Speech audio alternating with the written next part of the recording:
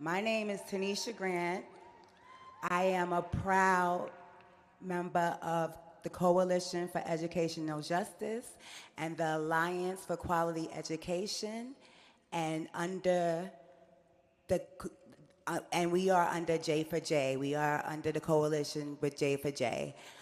As a parent with three children and a grandmother of one very special grandson who happens to be autistic, I'm from New York City.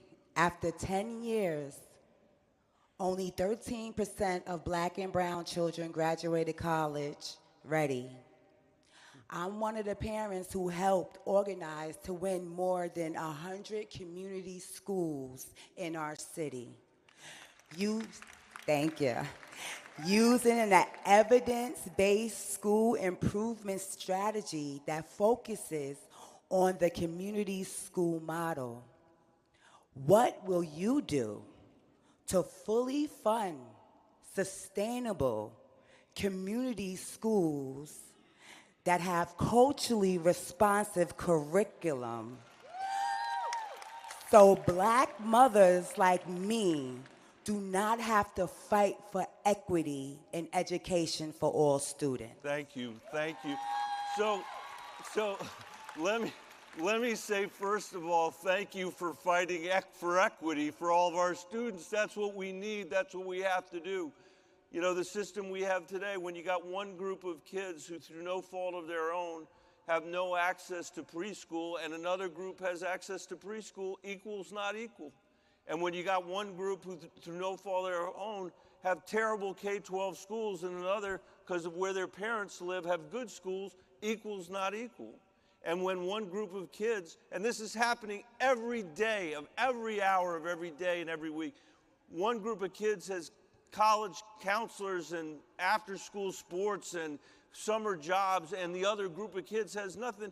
Equal is not equal, and equal is not equal, and yet we live in a country where more money goes to the wealthy kids than it does to the poor kids in the United States of America. If you want to close the achievement gap, we have to do the opposite of that.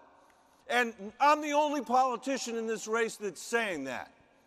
And I've seen it firsthand. I would support the community schools that you're talking about. I'm well aware of the ones that you're talking about in New York, and I'll go one step further. I think the Department of Human Services, the Department of Housing, the Department of Labor should all be brought together by a President of the United States to support the work that we're trying to do at the local level with these community schools.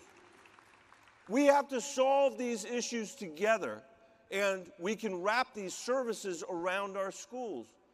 You know, a lot of our kids don't have access to dental health. They probably do in your community schools. They do in a lot of them. They don't have access to health care. They're getting evicted from housing. There are all these issues that the community school model is meant to set up to address together. And I think we should have a federal government where the agencies are all aligned in trying to support the objectives that you have. That's what we should do.